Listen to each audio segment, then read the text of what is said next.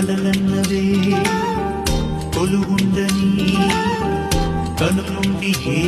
లాభమంది ఏ కదలిక కనిపించని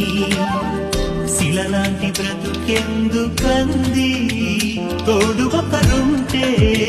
జీవితం ఎంతో వేడుకవుతుంది